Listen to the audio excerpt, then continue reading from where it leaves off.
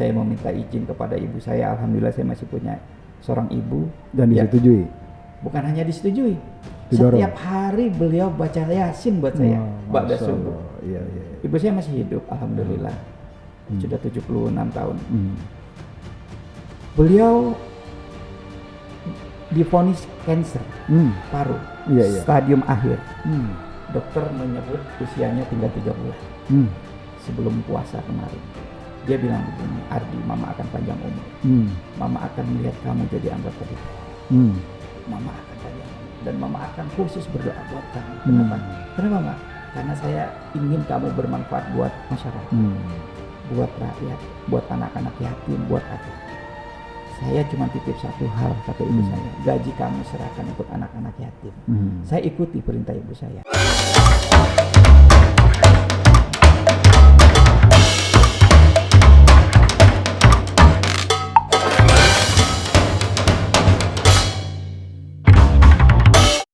Assalamualaikum warahmatullahi wabarakatuh. Waalaikumsalam. Sahabat Freedom Talk, berjumpa kembali bersama saya Cahya Gunawan. Kali ini saya mengundang tamu yang backgroundnya sama dengan saya. Jadi sebenarnya ini jeruk makan jeruk sama wartawan. Cuma teman saya yang satu ini sudah pindah kuadran. Kalau saya masih tetap jadi wartawan.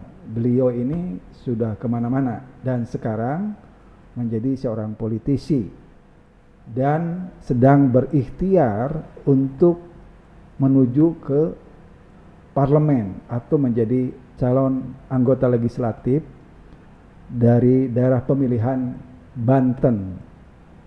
Beliau adalah Setiardi Budiono. Apa kabar, Kang? Assalamualaikum. Alhamdulillah. Waalaikumsalam, Kang Cahya. Iya, udah lama ketemu. Kumaha Ya? daman, Kang? Alhamdulillah sehat. Iya, Kang, ini sebenarnya nama ini dulu di 2014 ini sangat tiba-tiba rame. Apa namanya? Terkenal lah, viral lah ya waktu itu. Karena beliau adalah setelah dari wartawan Tempo, majalah Tempo, dia menjadi pemimpin redaksi tabloid Obor Rakyat. Nah, waktu itu menjadi viral dan rame karena isinya itu antara lain mengandung unsur fitnah dan kampanye hitam terhadap Pak Jokowi yang sekarang jadi presiden. Itu kejadiannya 2014. Saya ingat itu di covernya itu foto Jokowi itu seperti Pinocchio. Nah, ini untuk memflashback, mungkin kita langsung biar Mas Setiardi aja yang cerita. Gimana ceritanya? Apakah pernah akibat kasus itu pernah di penjara juga, Mas Wakil? Iya, jadi kalau boleh sedikit flashback, saya sama dengan Kang Cahaya bahwa kita memiliki background sebagai jurnalis dan saya pikir jurnalis itu sampai kapanpun darahnya tetap jurnalis, ya kan? Iya. Kalau kulit kita disilet, Kang, mungkin ada tulisannya tuh jurnalis gitu. Sama seorang prajurit juga sama. Jadi prajurit itu pada posisi manapun dia tetap sebagai seorang prajurit. Nah, insting seorang jurnalis itu saya kira dia selalu ingin mengetahui sesuatu atau bisa jadi juga ingin menyampaikan kabar kepada publik. Nah, tahun 2014 ketika perhelatan Pilpres, ketika itu hanya ada 2 pasang calon, yaitu Pak Jokowi JK dan Pak Prabowo Hatta. Nah, ketika itu kita menerbitkan Obor Rakyat sebetulnya bukan hanya untuk Pak Jokowi. Kan ada banyak analisa bahwa mengapa Pak Jokowi. Kan kita baru menulis tentang Pak Jokowi, baru menerbitkan 4 edisi. Mengapa baru Pak Jokowi? Kan baru Pak Jokowi ketika kami terbit itu yang sudah dideklarasikan. Iya. Pak Prabowo Hatta itu dideklarasikan belakangan. Jadi kalau saya tidak salah ingat, beliau itu satu bulan sebelum Pak Prabowo deklarasi, sehingga Obor Rakyat yang terbit tiap pekan punya kesempatan untuk terbit 4 kali. Kira-kira gitu, Kang Cahaya. Apakah itu kampanye hitam? Saya sebagai pemimpin redaksi, kalau boleh menjelaskan lewat media saat ini, forum ini, enggak. Sebetulnya lebih tepat mungkin kalau bolehlah disebut negatif campaign atau kampanye negatif. Dan itu boleh nggak? Boleh. Ya, boleh. Boleh. Ya, ya. Siapapun calon presiden atau calon wakil presiden, bahkan calon gubernur, calon bupati harus rela, termasuk saya. Ya, ya. Saya sekarang menjadi calon anggota legislatif. Ya. Saya harus rela jika ada yang quote unquote menguliti jeroan saya. Boleh. Boleh, itu boleh. Apakah itu black campaign? Enggak juga. Itu negatif campaign. Misalnya saya dianggap tidak cakap atau saya dianggap memiliki catatan buruk, apapun itu boleh disampaikan kepada publik. Itulah esensi dari demokrasi. Jadi demokrasi itu salah satu elemen pentingnya adalah keterbukaan. Jadi mengapa calon itu harus dibuka? Karena supaya rakyat konstituen itu tidak memilih kucing dalam karung. Saya kira demikian. Jadi waktu itu pernah diproses secara hukum nggak? Betul. Jadi nah ini mungkin juga satu kritik. Sama seperti kemarin kan sempat tuh anggota Komisi 3 Sahroni sempat hampir melaporkan Pak SBY sudah sampai ke Bareskrim. Peristiwa politik tapi kemudian dibawa ke ranah hukum. Kalau saya boleh flashback, itu yang terjadi dengan saya. Peristiwa politik dan jurnalisme menurut saya kemudian ditarik ke ranah hukum. Bisa nggak? Bisa-bisa saja. Tentu saja bisa-bisa saja. Tapi apakah itu langkah terbaik menurut saya kalau saya boleh Tapi kalau undang-undang pers kan harus lewat Dewan Pers kalau dalam kasus Mas Tiadi kan, kalau Borayat gitu kan waktu itu. Ya, betul. Jadi persoalannya memang kita adalah media baru yang jadi kami baru mulai terbit memanfaatkan momen Pilpres. Jadi memanfaatkan momen Pilpres sehingga penegak hukum menganggap tidak perlu atau tidak memenuhi kriteria yang ditetapkan oleh Dewan Pers.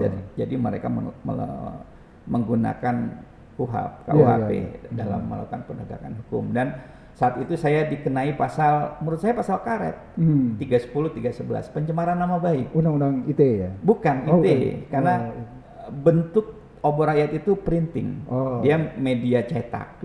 Jadi saya dikenai pasal 310 dan 311 yaitu pencemaran nama baik lewat tulisan. Saya kemudian divonis 1 tahun penjara sesuai dengan tuntutan. Sesuai dengan tuntutan jaksa penuntut umum, saya divonis 1 tahun dan alhamdulillah menjalani 8 bulan di penjara Cipinang. Jadi saya sekarang sudah punya gelar LC. Lulusan Cipinang. Iya, jadi bukan lulusan Al-Azhar ya, bukan cuma Ustadz Anies Mata dan kawan-kawan yang punya gelar LC, saya pun punya gelar LC. Lulusan Cipinang. Iya gitu. Oke, Mas Tiadi, itu oke lah, itu highlight tentang perjalanan masa lalu. Nah, sekarang Mas Tiadi ini menjadi dapil, menjadi calon anggota legislatif dari Partai Demokrat. Nah, sebelum kita bicara soal rencana Mas Tiadi, ini kan lagi rame-rame nih. Demokrat pisah kongsi dengan Partai Koalisi Perubahan untuk Persatuan. Nah, kalau kita sudah tahu ya bagaimana sikap dari Pak SBY, dari Mas Agus Harimurti. Nah, sekarang dari Mas Tiadi gimana nih dengan keadaan politik di Partai Koalisi Perubahan untuk Persatuan? Kita memiliki background jurnalis dan kita tahu bahwa dalam politik itu tidak ada yang tidak mungkin. Pertama itu. Satu-satunya yang tidak mungkin dalam politik itu orang memakan kepalanya sendiri. Saya percaya dengan adagium itu, kredo itu, sehingga saya kok masih percaya sampai dengan pendaftaran capres dan cawapres segala sesuatu itu bisa terjadi. Siapa yang bisa memastikan hari ini bahwa Pak Mas Anies Baswedan dengan Gus Muhaimin Iskandar bisa mendaftarkan ke KPU pada saatnya nanti? Tidak ada yang tahu. Tidak ada yang tahu. Dan kalau itu terjadi pun bagaimana? Tapi menjawab pertanyaan tersebut, tentu saja saya sebagai kader Partai Demokrat tegak lurus dan saya sangat gembira kemarin dengan pernyataan Mas Ketum kami, Mas AHY. Beliau menginstruksikan kepada seluruh kader untuk segera move on dan bahkan beliau mengucapkan selamat kepada pasangan Anies Baswedan dan Muhaimin Iskandar. Ditambah semoga sukses. Itu saya kira sikap kesatria seorang AHY. Menurut saya itu luar biasa. Saya sangat terharu. Seorang AHY lulusan terbaik Taruna Nusantara tahun 2017 lulusan terbaik Akmil tahun 2000 berapa ya? Bukan 2007. Dan 3 tahun kemudian menjadi lulusan terbaik Adi Makayasa di Akmil, mempunyai jiwa yang begitu kesatria. Saya kira patut kita apresiasi. Apa sikap kita? Kami para kader Demokrat tegak lurus dengan keputusan DPP Demokrat. Dan kita berharap Demokrat memang sudah menyatakan beberapa waktu belakangan bahwa akan segera menetapkan koalisi baru. Dan tentu saja kita berharap yang terbaik untuk bangsa dan negara ini. Walaupun kita belum tahu siapa yang akan menjadi mitra koalisi dari Demokrat, tentu saja sebagai kader kami berharap mitra koalisi yang bisa seiring sejalan dalam perjuangan. Utamanya berupaya untuk melakukan perbaikan bagi bangsa dan negara ini. Mas Tiadi, ini kira-kira konstituen Anda di Dapil 2 Banten yang meliputi Kabupaten Serang, Kota Serang, dan Kota Cilegon, ada pengaruh juga nggak dengan adanya gonjang-ganjing di di koalisi Partai Perubahan untuk Persatuan ini? Artinya dia apakah menjadi bimbang, ragu-ragu, atau bagaimana Mas Tiadi menjelaskan itu semua kepada konstituen? Politik kita itu sangat cair, sangat dinamis, dan hanya wilayah-wilayah hampir bisa dipastikan tidak ada hubungan positif antara pertarungan politik di level elit dengan kenyataan-kenyataan yang terjadi di grassroots. Itu yang saya pahami. Jadi saya di Dapil Banten 2. Dapil Banten 2 itu terdiri dari Kota Serang, Kabupaten Serang, dan Kota Cilegon. Mari kita mengacu pada data tahun 2019. Data tahun 2019 di Dapil Banten 2 itu ada 6 kursi yang tersedia untuk DPR RI. Itu terdistribusi kepada 6 partai politik yang berbeda. Masing-masing mendapat 1. Demokrat alhamdulillah dapat 1. Golkar dapat 1. Gerindra dapat 1. PKS dapat 1. PAN dapat 1. Dan jangan lupa PDI Perjuangan juga dapat 1 kursi. Bayangkan Kang Cahaya bahwa ternyata spektrumnya begitu cair, begitu cair. Jadi setelah saya analisis apa yang menyebabkan itu semua adalah ikhtiar dari masing-masing caleg. Ikhtiar dari masing-masing caleg yang membuat seseorang itu terpilih atau tidak terpilih. Saya kalau khusus Banten 2 saya percaya itu. Walaupun saya tidak tahu untuk wilayah lain ya. Saya fokus untuk Dapil Banten 2, saya percaya bahwa kursi itu akan diperoleh oleh mereka yang mau bekerja. Begitu saya kira. Mas Tiadi, ini kan kita tahu masyarakat sudah paham bahwa Banten termasuk Serang, Cilegon, itu kan masyarakatnya itu dikenal sebagai masyarakat yang religius. Nah, sementara Anda kan berasal dari partai nasionalis. Bagaimana pandangan dari konstituen Anda, dari masyarakat di Serang dan Cilegon terhadap Anda, khususnya partai Anda, Partai Demokrat? Partai Demokrat itu nasionalis religius. Nasionalis religius. Iya. Saya alhamdulillah seorang muslim. Iya, mereka memanggil saya Pak Haji malah di dapil saya. Pak Haji, assalamualaikum Pak Haji. Saya selalu ikut tahlilan, ya kan? Kadang-kadang disuruh mimpin doa, gitu. Jadi ingin saya klarifikasi bahwa Demokrat itu partai nasionalis religius. Jadi kita bukan partai nasionalis ansih. Bukan partai tengah ya. Jadi dia partai tengah kanan kira-kira gitu ya.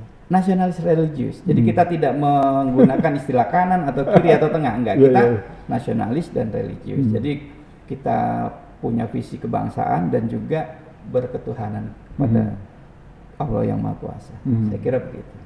Jadi untuk bisa melenggang ke parlemen itu Anda butuh berapa suara? Tidak sesederhana itu. Jadi mungkin Kang Cahaya juga sudah paham mekanisme bagaimana pembagian kursi. Kita menggunakan apa yang disebut sebagai SLM. Maaf kalau saya salah mengucapkannya. Shane Legu Method itu seorang matematikawan Prancis. Jadi Dan saya setuju dengan konsep yang digunakan oleh KPU. Dengan konsep SLM itu, jadi peluang partai-partai untuk mendapatkan kursi itu menjadi lebih fair. Jadi berapa, tidak bisa ada pertanyaan, berapa suara untuk mendapatkan satu kursi? Tergantung, sangat tergantung. Bagaimana distribusi suara? Bagaimana distribusi suara yang diperoleh oleh sekian partai. Tapi gampangnya begini. Katakanlah dari semua peserta pemilu ada 6 kursi yang tersedia di sana, maka dipilih dulu kira-kira partai dengan perolehan suara terbanyak 6. Tentu saja dengan asumsi partai tersebut lolos apa yang kita sebut sebagai parliamentary threshold. Nah, setelah itu lolos baru kemudian dihitung mana partai yang mendapat. Jadi SLM itu bilang agak rumit memang, harus menggunakan coret-coretan, bilangan pembagi pertama 1, bilangan pembagi kedua 3, 5, 7 dan seterusnya, bilangan pembaginya ganjil. Tapi kalau kita mengacu pada perolehan suara tahun 2019, di dapil saya suara terbanyak diperoleh oleh almarhum Desmond. Beliau mendapat suara 103.000. Suara terkecil diperoleh oleh Pak Ihsan dari PDIP. Beliau mendapat suara 35.000. Mengapa dari yang 103 ke ya itu agak complicated saya kira.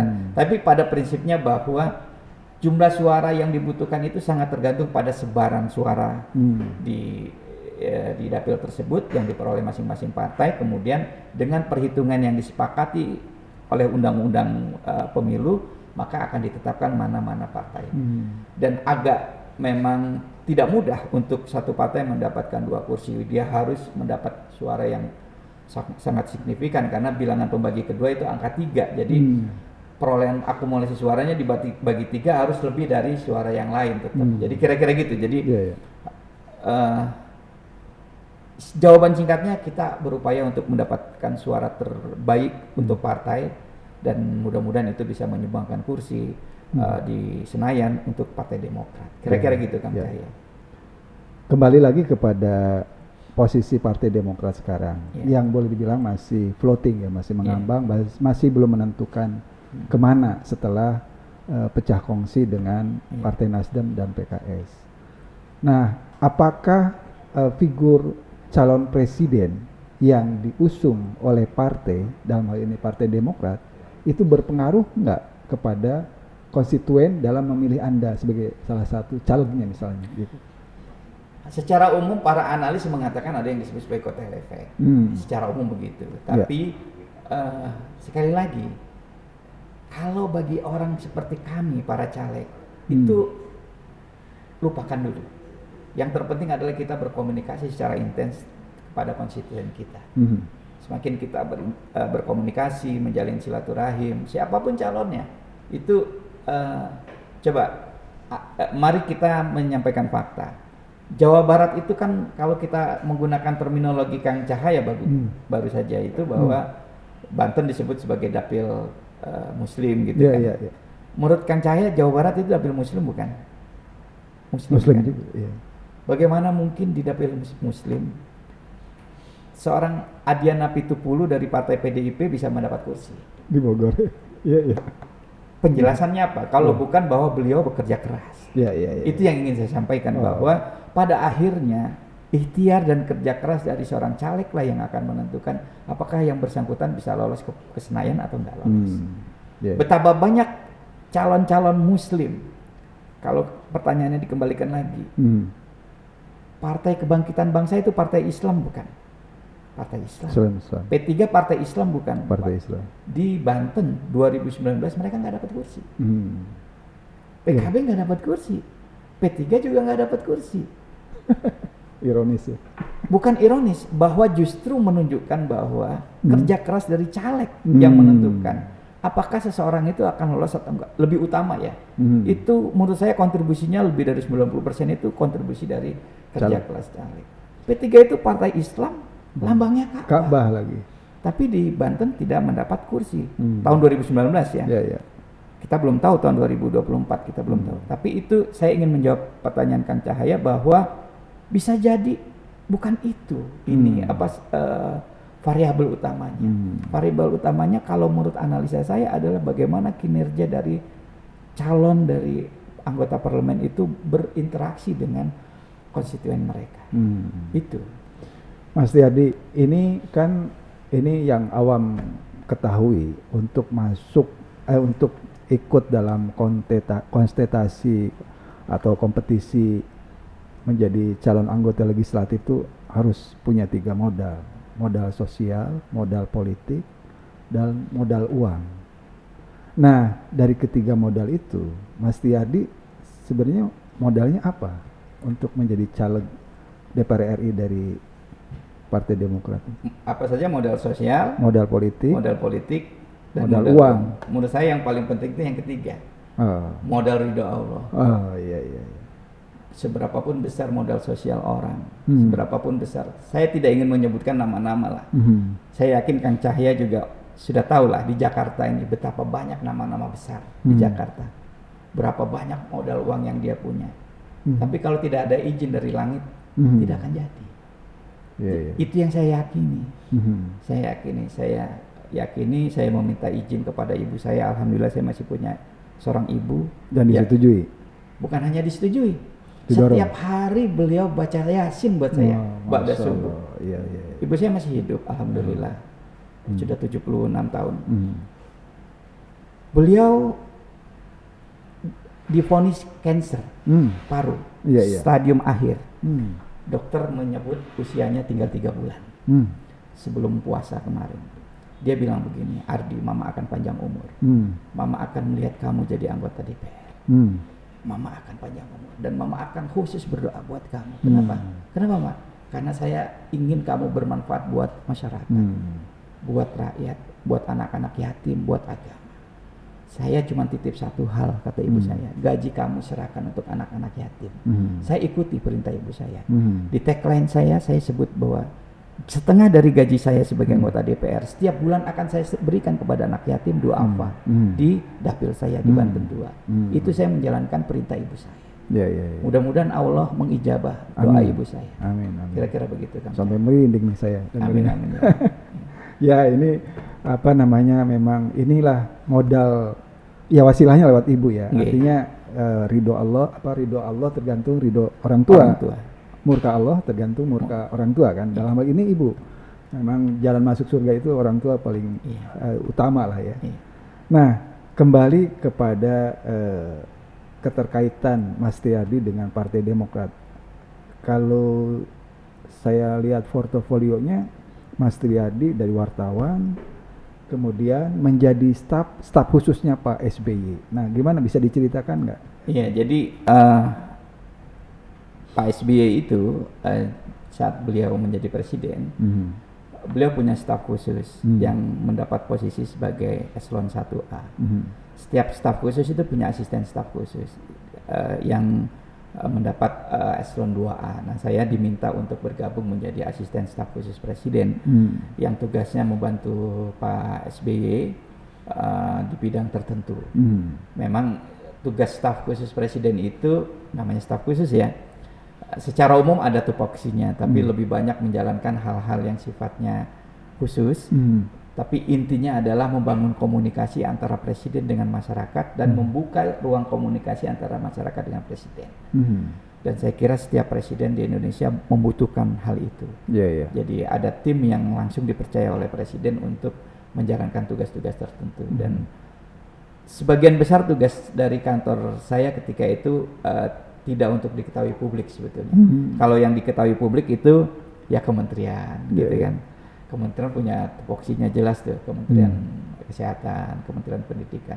Tapi kalau kantor staf khusus presiden lebih pada bagaimana menjalin komunikasi dengan para stakeholders di seluruh Indonesia, bahkan di luar negeri juga kita lakukan. Misalnya ketika itu dengan para tokoh Vanuatu dan lain-lain. Jadi itu kami lakukan dan hasilnya langsung kami laporkan kepada presiden.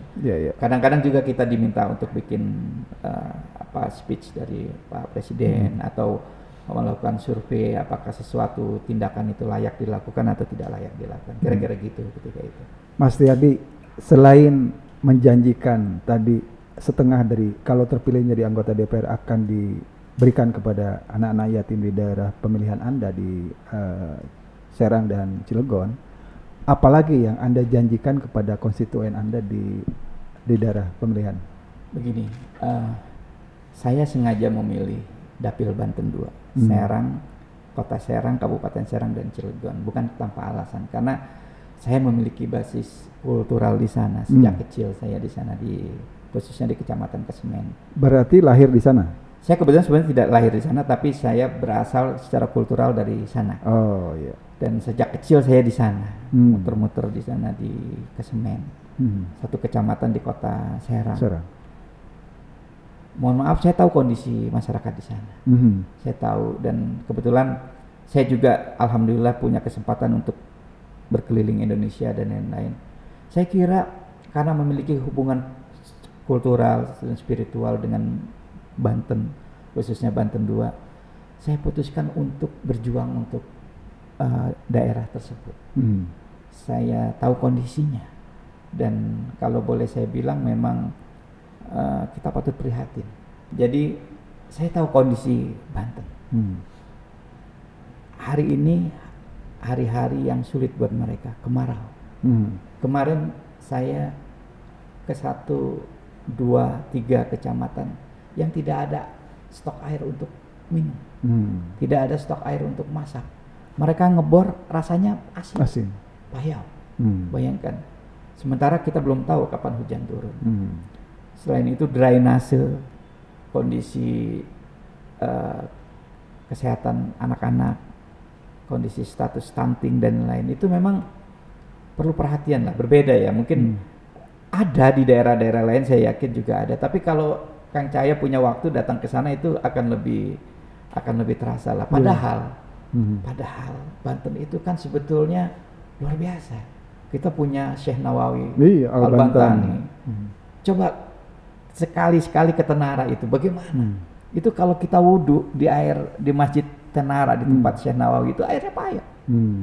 Airnya payah dan kekeringan. Situasinya ya begitu. Jadi mengapa saya tidak memilih Jakarta misalnya? Menurut saya Jakarta ya sudah oke lah gitu ya kan. Relatif jauh lebih baik daripada Banten. Saya lebih menyukai untuk bekerja di daerah-daerah, dan itu sepertinya sudah menjadi karakter saya. Saya lebih menyukai untuk bekerja di daerah-daerah yang membutuhkan kita. Lebih seperti itu sebetulnya Kang Cahaya. Itu yang menyebabkan saya ketika mendapat penugasan dari DPP Partai Demokrat untuk berjuang menuju parlemen, saya meminta izin untuk berjuang mewakili rakyat Banten 2, dan alhamdulillah diizinkan. Baik Mas Tiardi, terima kasih nih atas obrolan kita. Mudah-mudahan bermanfaat untuk masyarakat dan Mas Tiardi bisa terpilih menjadi anggota DPR sesuai dengan doa ibu juga ya.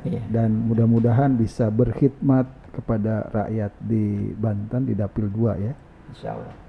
Demikian Sobat Freedom Talk, perbincangan kita dengan Mas Tiardi Budiono. Mudah-mudahan bermanfaat untuk kita semua. Wassalamualaikum warahmatullahi wabarakatuh.